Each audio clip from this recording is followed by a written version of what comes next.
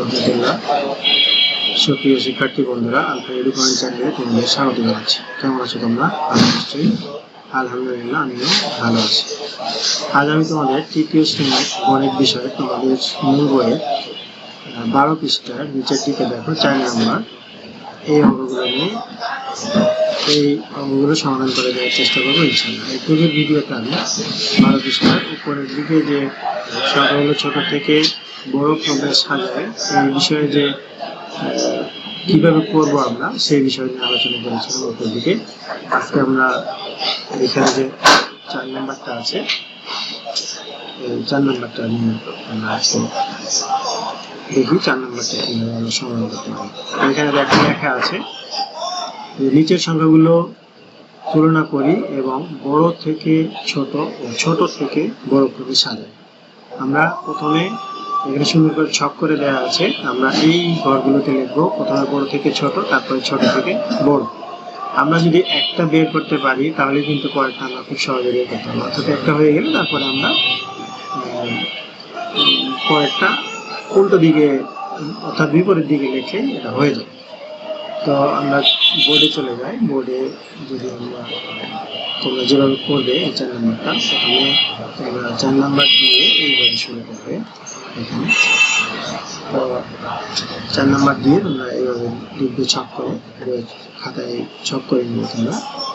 তো এখানে দেখো যে আমরা প্রথমে কি করেছিলাম যে দেখবো আমরা যে অর্থাৎ বই যেভাবে আছে যে বড় থেকে ছোট, তারপরে ছোট থেকে বড়, এভাবে বই যেভাবে দেওয়া আছে আমরা ওভাবে দেখবো। এখানে আমরা দেখি প্রত্যেকটা আমরা দেখবো। এখানে দেখো বড় থেকে ছোট, এই 1 2 3 4টা সংখ্যা থেকে সবচেয়ে কোনটা বড় এটা আমরা একটু দেখবো। দেখো এখানে 4379, 4000 দিয়ে আছে একটা, দুইটা, আর 5000 দিয়ে আছে। এখন আমরা যেহেতু 4000 থেকে কি 5000 বড়, সুতরাং 5000 একটা আগে দেখবো। তাহলে 5480 আর এখানে 5409, এই 5480টাই এটা সবচেয়ে বড়। তাহলে আমরা এটা আগে নিলাম 5480, আর আমরা চিহ্নটা ব্যবহার করব এই চিহ্নটা, এই চিহ্নটা ব্যবহার করব।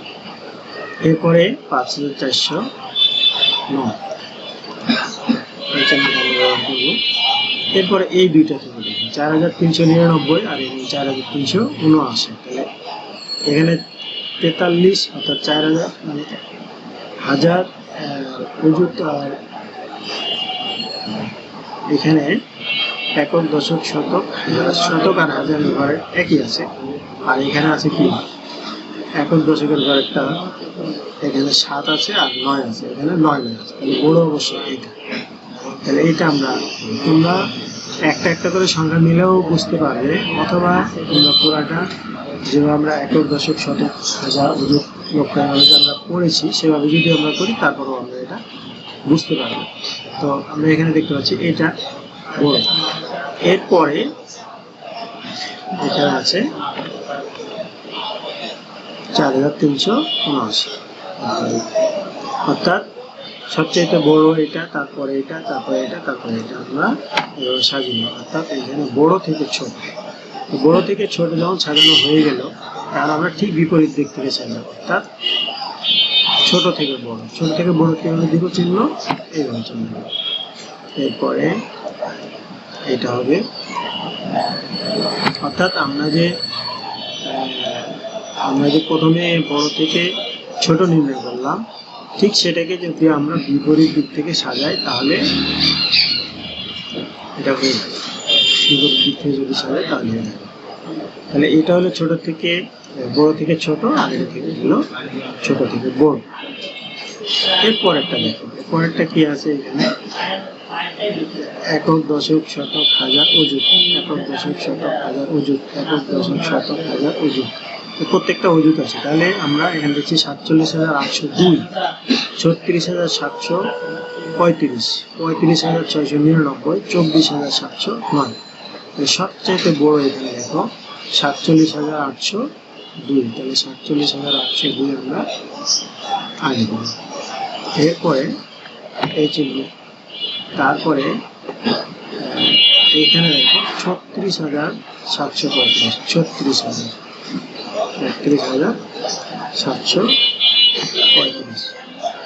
এরপরে 35,699, এরপরে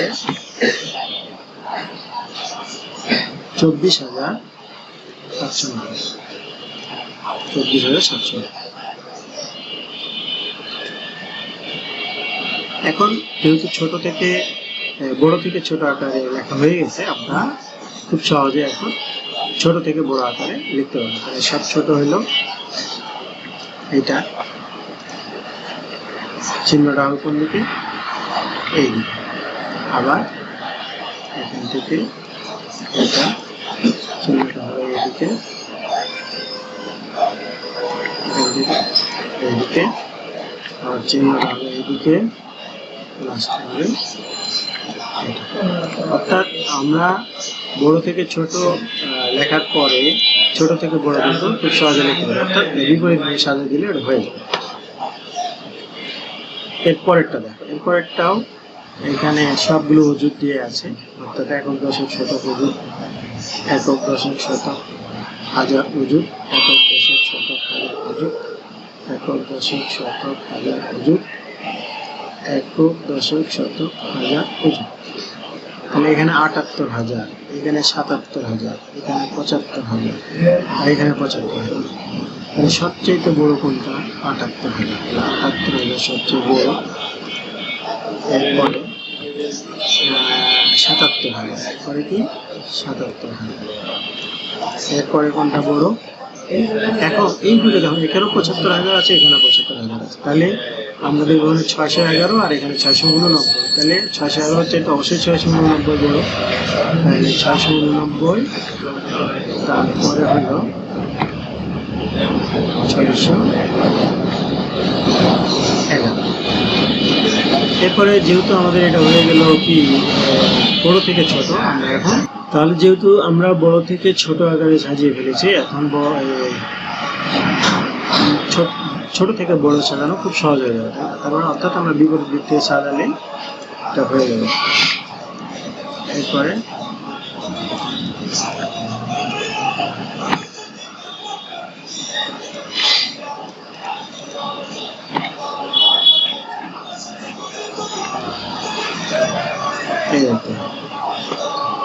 এরপরে সব লাস্টে দেখো এখানে আছে ৯১,০৯৯, ৯০,৮৮৮, ৯১,৮০৯, ৯১,০০৯। ৯১,০০৯ আর ৯১,০৯৯ কোনটা বড়? ৯১,০৯৯ এটা বড় এটার চাইতে। আবার ৯১,৮০৯ সবচেয়ে বড় হলো এটা, এটা চাইতে আবার এটা বড়। ৯১,৮০৯ সবচেয়ে বড়। এরপরে ৯১,০৯৯, এরপরে ৯১,০০৯, এরপরে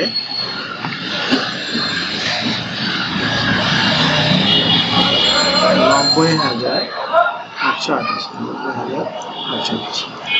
দেখো আমরা বড় থেকে ছোট আকারে লিখে ফেলবো। এখন ছোট থেকে বড়, তাহলে আমরা উল্টা দিক থেকে লিখবো, অর্থাৎ বিপরীত দিক থেকে লিখবো। এটা হলো ছোট।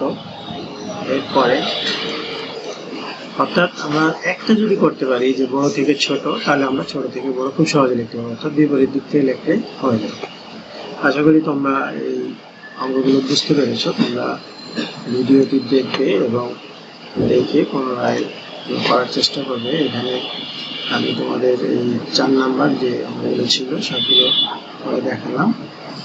আর এ পর্যন্তই, কথা হবে। ভিডিও যদি ভালো লাগে তাহলে লাইক, কমেন্ট ও অন্যদের মাঝে শেয়ার করতে পারো। আজ এ পর্যন্তই, কথা হবে পরবর্তী ভিডিওতে। সেই পর্যন্ত মহান আল্লাহ তাআলা আমাদের সকলকে ভালো রাখেন। আল্লাহ হাফেজ। আসসালামু আলাইকুম ওয়া রাহমাতুল্লাহ।